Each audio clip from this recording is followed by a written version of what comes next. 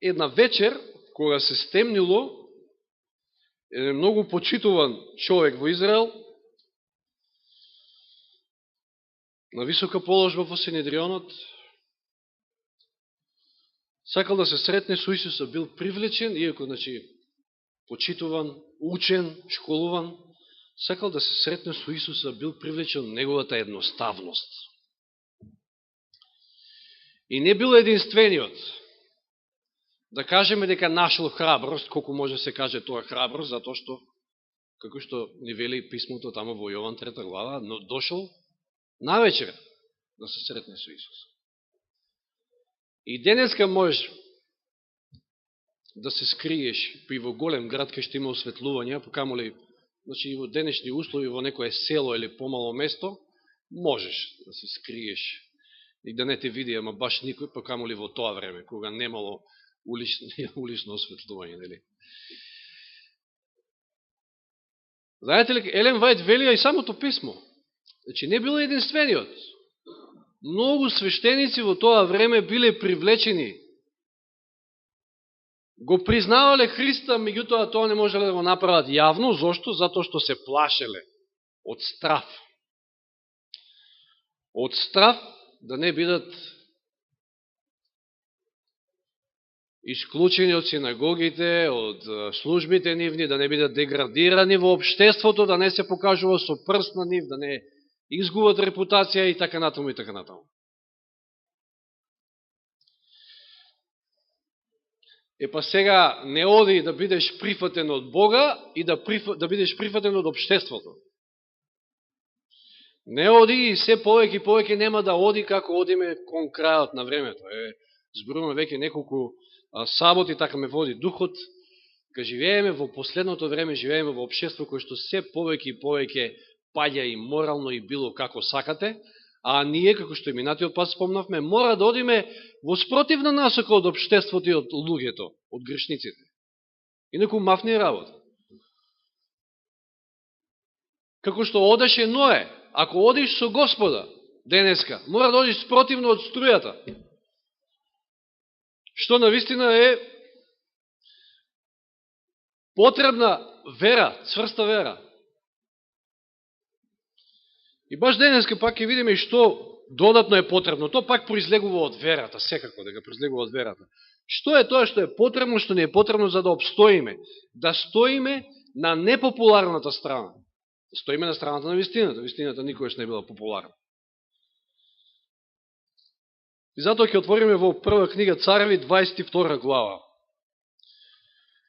За оние кои што имаат подобро помнење, затоа што не беше многу одамна, ќе се сетат дека брат Јани изборуваше на оваа глава, малко нели од свој агол, ја верувам дека нема многу да се повторува, некаде во април оваа година, значи не беше многу одамна. Но овде имаме еден пример на морална храброст, за тоа ќе зборуваме. Потребна е морална храброст за да обстанеш во вакво општество и во ваков свет, каков што денеска е и ќе биде уште повеќе во идните години. Овде станува збор за пророкот Михеј, кој што ни е пример на таа морална храброст. Не е оној Михеј, другиот, кој што напишал книга. Овој еден друг Михеј, кој што живе во времето на Ахав, живе во времето на еден голем отпад во Израел, на еден зол цар, ако не е еден од најзлите, кој што бил. И како што вели таму во 21 глава, во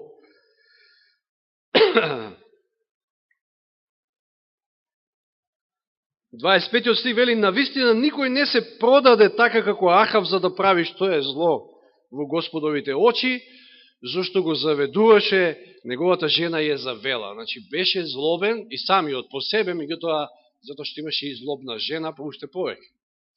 Како беше она поговорката за секој успешен маж, тој е успешна жена, ама може и поинако нели тоа се каже, како што гледаме во оваа ситуација. И интересна комбинација, ако го анализираме Ахав, немаме многу време сега, знаеме што зборувале, Ахав е и слаб, и злобен. Значи попустлив, нема своја јас, нема своји принципи, нема своји ставови, и затоа Језавела го вртела како што сакала. Но од друга страна и злобен. Овде во оваа глава го имаме и Јосафат, значи Ахав како представник на северното, на царство, оној дел од Израел,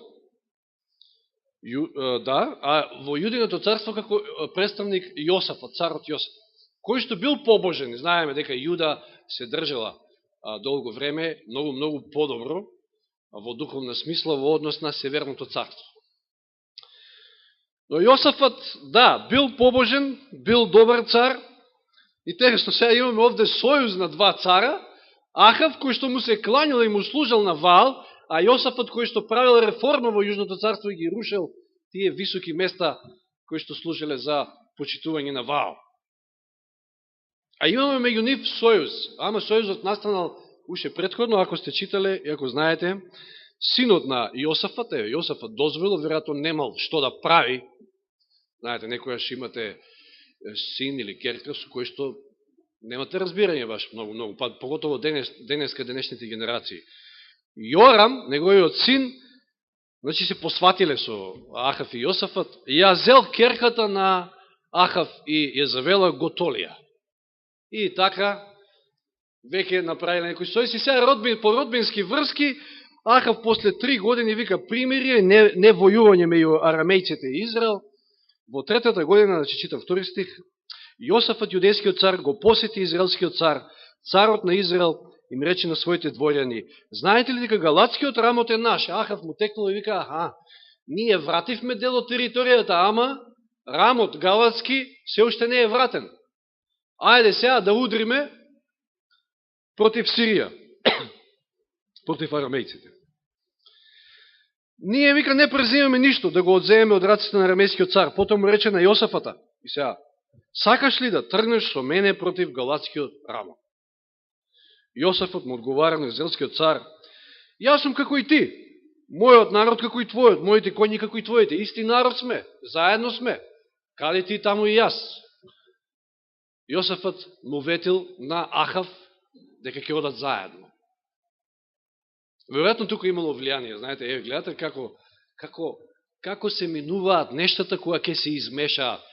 Нели зборувавме во минатото за тие мешани бракови кои што допринеле за големото зло во предпотопниот свет. Гледате како водат, кон што водат работите кога ќе се измешаат. А ја не велам дека Јорам бил, не знам, мислам дека бил сепак добар во однос на овие другите позлобни цареви. Како и да е, Јосафот се нафаќа. Ама сега од 5 стих вика: тогаш Јосеф му рече на израелскиот цар, а ова Ахав го очекувал, затоа што знаел кој е Јосафот, дека сепак е побожен: де посоветувај се најнапред со Господа? Многу убав совет. Најнапред посоветувај се со Господа, што и да правиш, било каков чекор да преземаш. Па Јосафот потребаше порано. Јосафот први вика: ќе идеме заедно, сега он вика: ама чекај, де први да се посоветуваме? Му дал ветување, па сега чекај, ќе се посоветуваме со Господа. Може би, очекувал дека Господ сепак ќе каже да. Тогаш израелскиот цар собра околу себе 400 пророци и ги праша: можам ли да завојувам против галатскиот рамот или да се откажам од тоа? И ти одговорија сите едногласно: оди, зашто Господ ќе му го предаде во раците на царот. Ово е Ахав. Мислам, и оваа ситуација покажува колкав отпад постоел во Израел во тоа време. Ова е 3 години после Кармил. Што се случи на Кармил? Колку пророци лажни уби со своја рака таму Илија? За 3 години Ахав регрутирал уште 400. Па царе, знаете, и многу лесно е, затоа што има многу додворувачи на власта, да си најдеш такви луѓе кои што ќе ти кажуваат ти што ќе посакаш да слушнеш. Јаков бил таков човек. Сакал да му се кажува и да му се зборува тоа што на него му е мило да си го слуша. Не сакал да слуша поинакви, лоши вести, да кажем. Реков предходно, 5 стих е клучен. Значи, овој совет што го дава Јосафат. Де посоветувај се најнапред со Господа. Многу убав совет. Посоветувајте се најнапред со Господа, пред било што друго да превземете. Многу битно.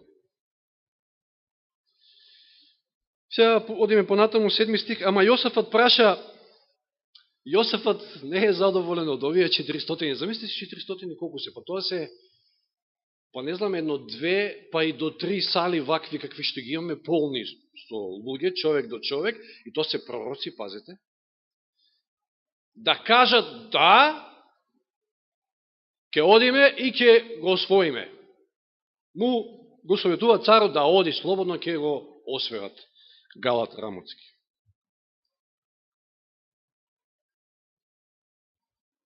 Но Јосафот, како да не е задоволен с тоа, вика Јосафот праша, а има ли тука уште некој Господов пророк? Да го прашаме и него. Ова имплицира, ова некоја изјава имплицира дека он смета веројатно дека овие 400 не се Божи пророци, знаејќи го Ахав кој е, знаејќи како Ахав царува и што Ахав направил до тогаш заедно со Језавела. Уште некој ако има. Израелскиот цар му одговори на Јосафат, имаше еден човек преку кого бисме можели да го прашаме Господа, ама не го поднесувам. Го мразам.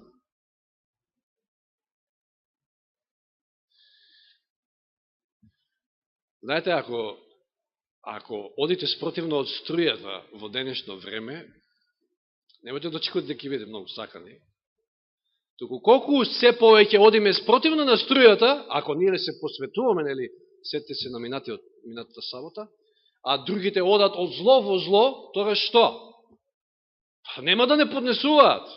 Се повеќе нема да не поднесуваат. И ќе бидеме омразени. Вика, зашто не го поднесуваш, зашто не ви пророкува ништо добро, туку само зло. Па царе, па освести се, па ти си зол цар, ти правиш зло. Од зло во зло влегуваш и ти сакаш Божиот пророк да ти каже добро. Тоа може да ти го каже само оној кој што сака да се огребе околу власта. Божи пророк тоа не може. Не може да премолчи, а да не те предупреди ако постои опасност. Затоа што негов најголем авторитет е Господ, не е ни цар, ни никаква власт. Значи, тоа е, вика, Михеј синот Емлин, а Јосафат рече, царот нека зборува така. Тогаш, не, Јосаф му вика, царот нека не зборува така. Значи, чекај, почекај, да го послушаме сепак. Може ќе каже добро. Тогаш израелскиот цар повика еден дворенец и му рече, обргу доведе го Михеј синот Емлин. Израелскиот цар и јудејскиот цар Јосафат седеа секој на својот престол, во свечен облека. Значи сега имаме цела една церемонија тука, замислите, царска церемонија, двајцата седнати, и се редат тука, како што јас читам, нели, го спомнуваат првин Седекија, некои таму со рогови, не знам што. Значи цел циркус прават. И веројатно се редат сите 400. И сите викаат, да, оди. Денеска живееме во време во кое што многу тешко е да стигнеш до вистинска информација. Колку што интернетот денеска е средство и, нели, живееме во време на информација, толку можеме да кажеме дека живееме во време на дезинформација. Само помислете во чија власт и владење се тие мас-медиуми, па ќе видите колку можете да им верувате на тие информации под наводници. Па пак на царевите, на владетелите на овој свет, на оние кои што сакаат да владеат. И сите тие му служат на царот, и сите викачи, смеат ли да кажат нешто поинако? Да, царе, оди, укажуваат тоа што сака царот да го слушне. Нели, па во последно време вика, како ќе си соберат, вика, учители кои што ќе им ги скокоткаат ушите. И тоа се случува. Си собираат баш такви учители. Одат на места кај што сакаат да слушнат тоа што сакаат да слушнат. И ајде сега да не читаме тука, и сите се редат. И сега интересно е 13 стих, гласникот кој отиде да го повика, Михеја му вика, и навидом добар совет. Послушайте што му вели. Ене, сите пророци сложно му пророкуваат добро на царот.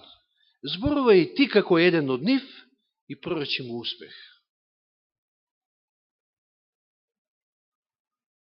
Па навидом и добар совет, нели, сака да каже, ако ти е мил животот. Значи, гласникот му мисли добро на некој начин на Михеј, ако сакаш да си го спасиш животот, кажи исто како овие 400. Еве а сега моралната храброст на Михеј. Иако е под притисок, пазете, ова е страшно голем притисок. Замислите си, вие сте во царство, каде што царот е криминоген, на митопаѓа, на корупција, корумпиран, значи целото царство е паднато во голем отпад, религиозен било како, целото општество е превртено наопачки. Царот Ахав е на власт, па и е завела до него. Знаете, пазите кој Илија, големиот Илија, кој што е вознесен на небо и жив, избегал во таа завела. Че страф и трепет. И вие сега сте тие, кои што сте повикани, покрај тие 400 гласа за, вие што ќе кажете? Вие сте на удар. Значи, притисок од општеството. Притисок од општеството да се прилагодите кон мислењата на општеството, на така наречените експерти, па пророците биле и тоа во тоа време, значи, тие биле тие што се слушале, царевите ги слушале нив, затоа Ахав имал толку. Па и денеска имате, значи, председателите на државите се консултираат со своји, да не речам пророци под наводници, и најчесто тоа се тие лажни пророци кои што имаат директна врски со самиот ѓавол. Да. Обштествен притисок. Религиозен, пазите, пророци се во прашање. Мноштвото на свет денеска вика, дајте да се обединиме, една религија, една власт. Па сите сме едно. Па и не е битно женско, машко, па дајде да не збориме за тие теми, нечи. Па можеш, па може и машко, па после, ако ти текне, па женско, па се е можно. Се е можно. Религиозен, обштествен притисок, па и личен притисок. Си вика сега, ми отиде главата. Што да правам? Сакам да си живеам, мил ми е животот.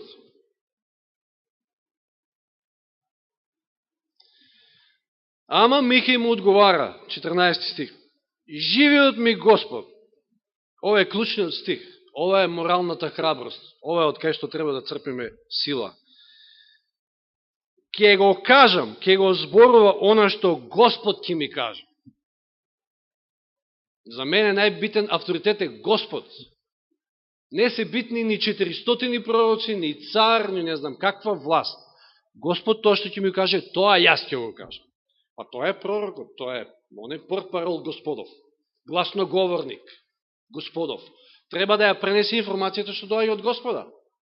Тоа е вистински пророк. А не да молчи, не да премолчува или не знам. Тоа е клучниот текст. Видите, сега имам еден цитат, кој што е неверојатен. Јас во една прилика, по една друга пригода барав ваков цитат, иако најдов исто така многу добар, меѓутоа исто така е многу добар. Ако некојаш постоело време во историјата на адвентистите на седмиот ден, кога треба да станат и да светлат, тоа е сега, тоа е денес. Ниту еден глас, внимавајте, многу добар цитат, ниту еден глас не треба да биде попречен во објавувањето на тројната ангелска вест. Не смее ниту еден глас да биде попречен во објавувањето на тројната ангелска вест. Па тоа е вестината, веста за сегашно време. Не знам, Зоран, дали уклучите, јас сега ми текнува отпасле, или добро. Се извинувам за таа дигресија. Пак, ако некојаш постоело време во историјата на адвентистите на седмиот ден, кога треба да станат и да светлат, тоа е сега. Нито еден глас не треба да биде попречен во објавувањето на тројната ангелска вест. Нека никој заради страф од губење на угледот во светот, не замрачува макар и еден зрак на светлина што доаѓа од изворот на сета светлина. Таа е светлината, таа е веста за овој свет кој што тоне во мрак. Никој да не се осуди вика да замрачува нито еден мрак на светлина. Потребна е морална храброст да се работи на Божето дело во овие последни дни. Кога ќе имате притисоци од сите страни, потребна е морална храброст, да не попуштите, значи. Но, да не бидеме водени со духот на човечка мудрост, што имплицира и кажува дека треба да се советуваме со Господа. Да слушаме што Господ ќе ни каже. Тоа и ние да го кажеме. Божјата вест. Вели вистината, внимавајте, ова кажува се од целиот цитат. Вистината треба да ни биде се. А не угледот, не знам, притисок ваков, притисок таков. Вистината треба да ни биде се и пред се. Оние кои сакаат, со други зборови нели Бог да ни биде се. Оние кои сакаат да добијат име во светот, нека одат со светот. Внимавајте каков цитат. Оние кои што сакаат да имаат име, да добијат име во светот, да бидат почитувани, нека одат со светот.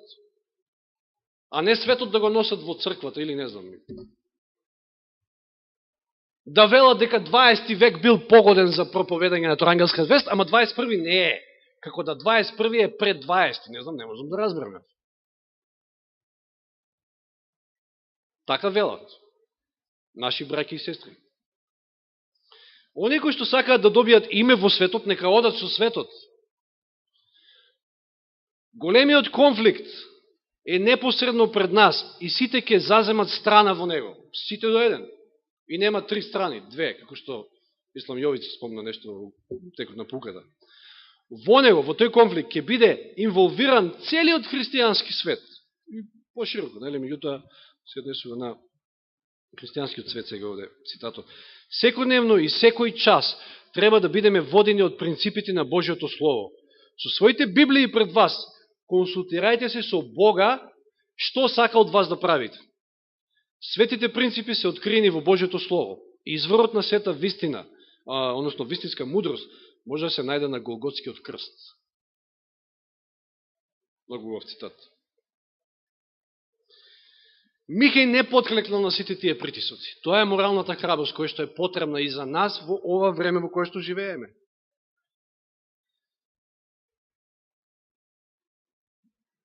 Кога дојде пред царот, царот го праша Михај да тргнам ли во војна против галатскиот рамот или да се откажам од тоа, и тој одговори, полн со сарказам.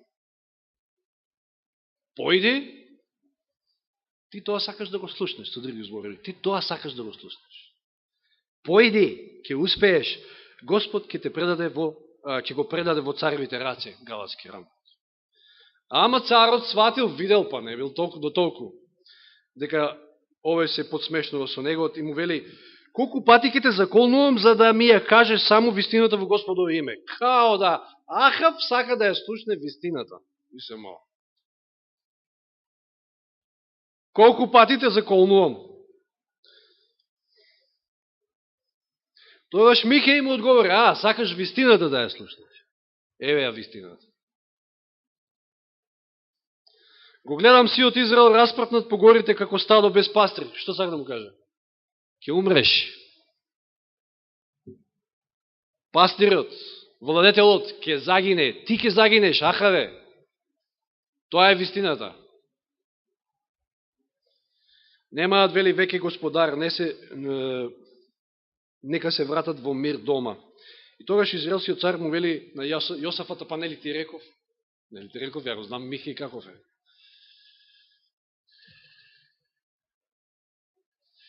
Сега потоа Михај му кажува парабола, значи ова е парабола, или која му кажува дека ете Господ се договарале како сега да упропастат Ахава, као да Господ сака да упропасти некого. Не, тоа е парабола.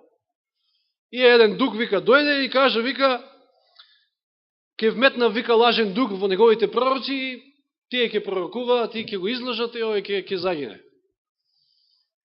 Што сака да каже ова парабола, не е само таму за него кажана и за нас денеска, значи да не ги читам сите тие стихови. Пази кого слушаш.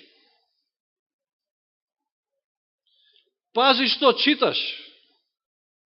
Какви книги читаш. Какви експерти слушаш денеска. Кои што не знаеш што е добро, што е зло, а се прават експерти во морални области и така натаму. Со други зборови, Ахаве, ќе умреш затоа што ја отфрлаш вистината, затоа што сакаш да ги слушаш овие, мноштвото сакаш да го слушаш. Тоа сакаш да слушаш. Нели ја подсетува ова на второ послание до Солуњаните, 2 глава, кога пишува за последното време, кога пишува за ѕверот, кога пишува за чудата што ќе ги прави ѓаволот преку ձверот. И вели дека мнозина ќе настрадаат. Зошто? Затоа што не ја примиле љубовта кон вистината, не ја сакале вистината. И затоа Господ вика ќе им даде заблудна дејност, да поверуваат на лагата. Тоа е некако сличен текст, би рекол, како и оваа парабола, или како оној текст во исто во Стариот Завет, кога вика Господ му го стврдна срцето на фараонот. Господ не го стврднува, самиот фараон тоа го направил, меѓутоа изгледа како да Господ тоа го прави. Не, Господ дозволува, затоа што Господ не се меша во слободната волја. Не ја сакаш вистината? Па еве ти еден куп лага. Значи лагата денеска имате во разни бои. Вистината е една, а лага колку сакате. Може да ви излажат во овој правец, во тој правец, како и да е, важно ќе бидете излажани. Ама зошто? Не затоа што сте проверувале на лагата, туку затоа што сте одбили вистината. Не сте сакали да верувате на вистината, како што и случајот со Ахав овде. И Михеј завршува во темница, во затвор. Затоа што ја кажува вистината. Тоа не се чудете ако во едно општество во кое што ќе завладеат корумпирани политичари и така натаму, не може да се чудите дека ќе завршат во затвор оние кои што ја зборат вистината и им бодат очи. Ова пред се укажува на нас, општеството во кое живееме, кое што страмоглаво оди кон зло. Ако ние се држиме до крај, а тоа само го можеме ако одиме со Господа еднакво, ако се дружиме со Библијата, да наоѓаме време да се дружиме со Библијата, затоа што ќе ни треба морална храброст, од кај можеме да ја цртаме таа морална храброст? Не сме ние храбри. Не е тоа храброст како војничка храброст, не знам, кидеме сега, ќе се бориме за државата или не. Тоа е морална храброст која што доаѓа само од Господа, од дружење со Него. И Михеј завршил во темница и не знаеме понатаму како завршил неговиот живот. На сув лепи вода, вика таму. Како да заслужил такво нешто? Или рекол таму на крајот, јавно пред сите, слушайте, ако Ахав се врати, тоа значи дека ја не сум ја зборил вистината. Се врати ли Ахав? Како загина Ахав? Пазите, Ахав имал страв пак, што рекол? Чекај, му вика на Јосафата, вика, ти облечи се во царска облека, а ја не. Не знам зашто сега Јосафот прифатил такво нешто, ама како и да е. И кобајаги, ја нема да знаат кој е царот, па се ќе тргнат по Јосафот, па ја ќе оставам жив, ќе го надбрдам Господа, ќе го надмудрам исполнувањето на неговото пророштво. Не е можно. Случајно тамо некој вика, изфрле на стрела и случајно, тука некаде го погодило, меѓу вика оклопот и тоа појасот, значи тука некаде, баш на право место, искрварил и умрел. И таму кучињата е личила неговата крв. Исто како што рекол Михеј. Не е случајно. Кај Господа нема случајно. Потребна ни е таа морална храброст, потребно ни е дружење со Господа. Живееме во навистина сериозни времења. Видете, ако ние секојдневно не ја црпиме таа храброст, како ќе обстанеме утре пред царевите и владетелите на овој свет? Секојдневно во сите, ситуации животни, оние ситните, Тука треба да ја јакнеме верата, да се држиме до Господа, да се советуваме од Господа. Ево неколку цитати кратки. Елен Вајд многу зборува за морална храброст. Ево неколку. Потребна е морална храброст, цврстина, одлучност, истреност и многу молитви за да се исчекори на непопуларната страна. Да. Секогаш и во сите околности. Еве малку во поглед на нешто исхраната. Вчера, нели, баш зборувавме, проучувајќи книгата Воспитување. Секогаш и во сите околности потребна е морална храброст да се придржувате кон принципите на строга умереност. И за тоа е потребна морална храброст. Да се воздржуваш, да не јадеш премногу, да јадеш што треба, што не треба, да не јадеш. Вели, секогаш, сличен цитат, секогаш и во сите околности потребна е морална храброст за да им се спротиставите на искушенијата на полето на апетитот. Апетитот е страшна работа. Елен Вајд вели еден цитат кој што е страшен на вистина, на кој што бурно реагираше една сестра тамо во Штип во една прилика кога бевме со Снежана молитвен час. Дури добив некоја своевидна навреда, па мислам дека од тогаш после тоа веќе и не стапнав, не од што бев навреден, затоа што едноставно видов дека нема чаре. Може да исклучиме таа клима, затоа што нешто се случува.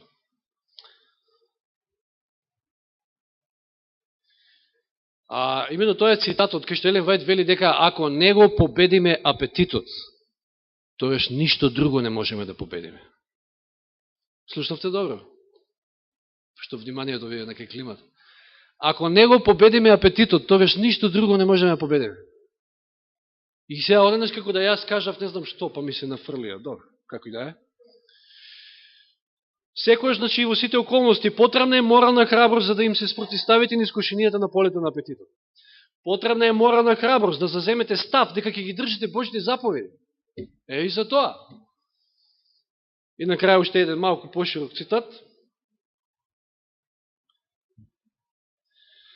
Како што ќе ја спроведувате вистината во животот, значи како што секојдневно растете и ги слушате советите Божји и го спроведувате тоа на дело во животот, стандардот треба да се издига се повисоко и повисоко.